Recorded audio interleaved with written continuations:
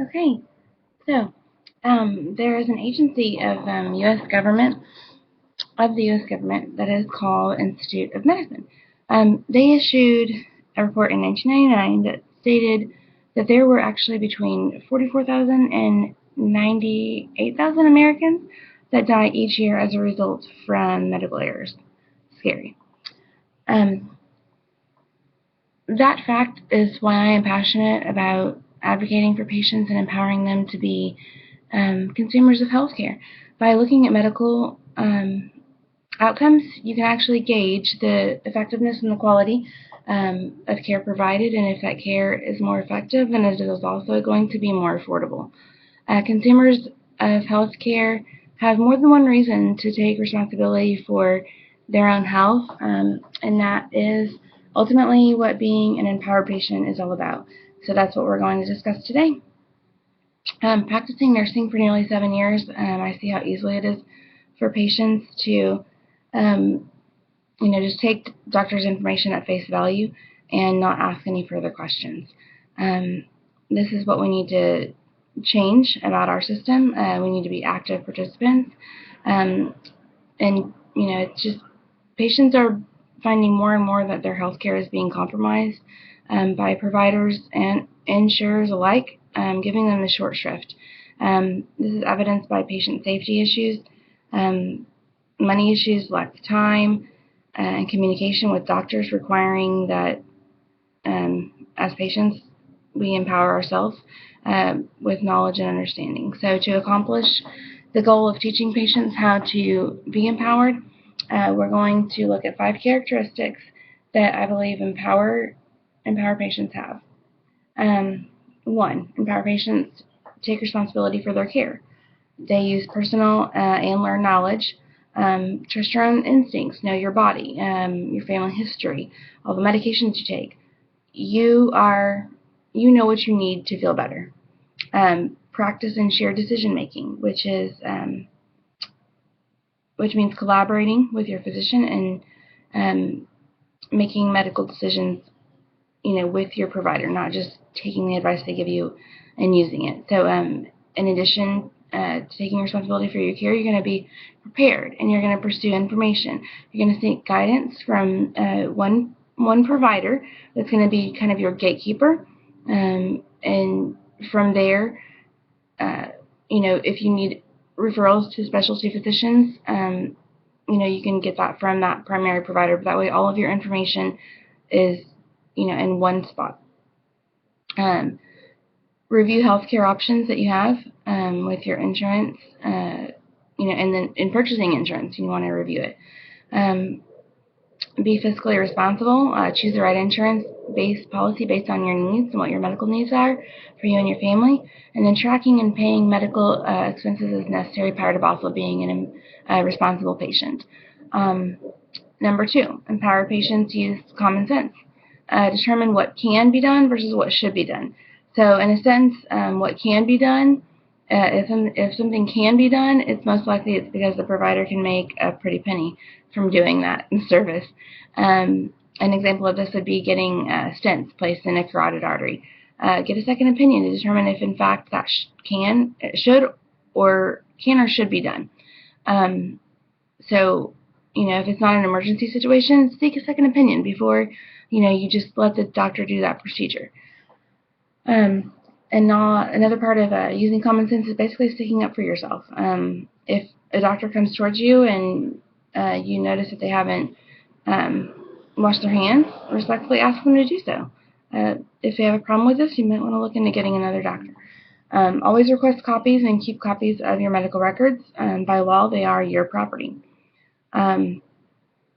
So whenever you're faced with medical issues, it's easy to isolate. This is the worst time to do that.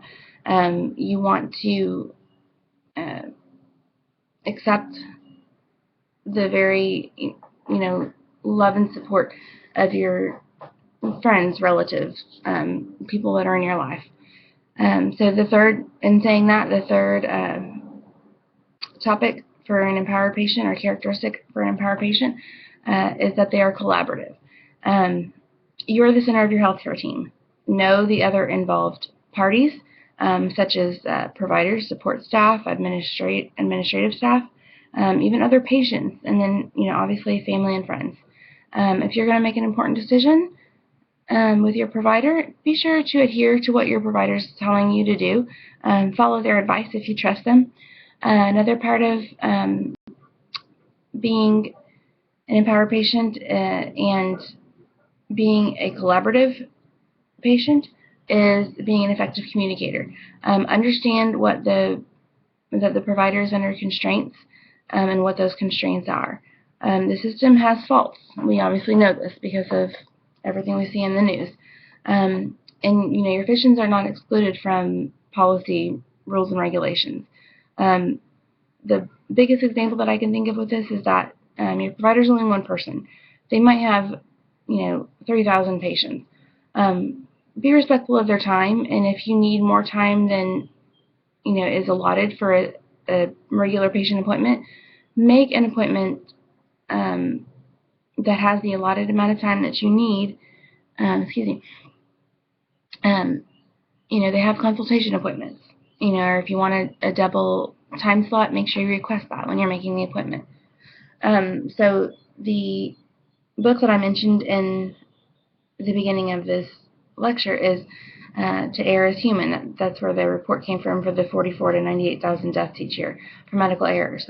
Just as the title of that book says, To Err is Human, suggests that we must remember that healthcare providers are human too, which is the rationale for the next characteristic we will review, trust.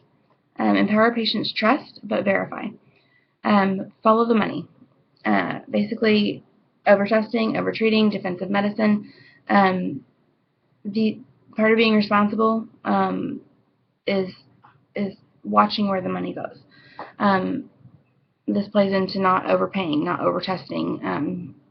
Like I said, defensive medicine is where doctors order tests just to make sure to protect themselves, CYA, so they don't get, a lawsuit for not doing something that you maybe thought they should have done or another prudent provider would have done.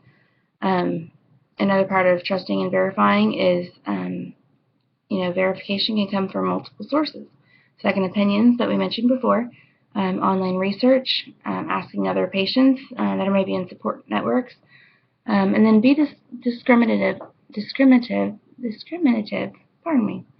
about the information found online.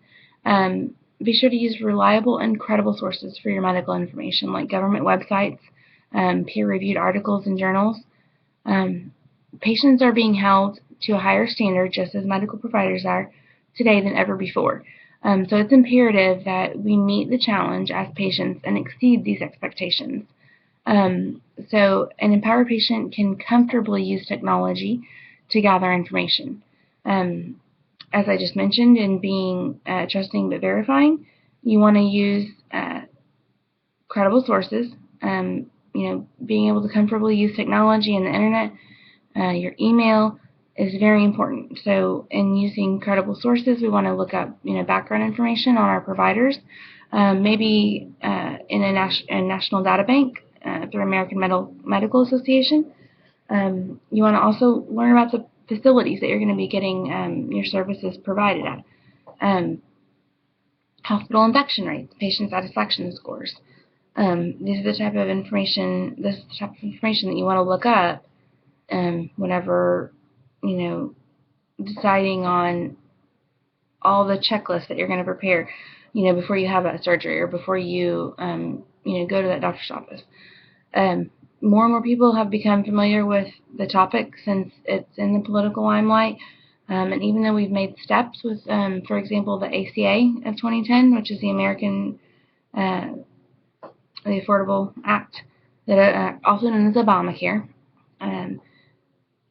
even though we've made steps as a nation in the right direction, we need to continue practicing prudency, and then we'll eventually get there. So the patient-provider partnership model is one that we need to focus on, and this model encourages individuals to be active participants because their desire to care for self is something that is naturally innate in all of us. The patient-provider partnership continues to evolve from the traditional paternalistic model, which is what we've known it to be, to where it's more of a partnership model. So hence partnership model, patient-provider partnership model. Autonomy and preferences and values should be respected in this model. And as a key aspect of this relationship is that shared decision making that we mentioned initially. So that's pretty much all the information I have. I want to sum up again what those 5 characteristics are. 1, empowered patients take responsibility for their care. 2, empowered patients use common sense. 3, empowered patients are collaborative. 4, empowered patients trust but verify. And 5, empowered patients can comfortably use technology to gather information. These are our information, and I hope you enjoyed it. Thank you very much.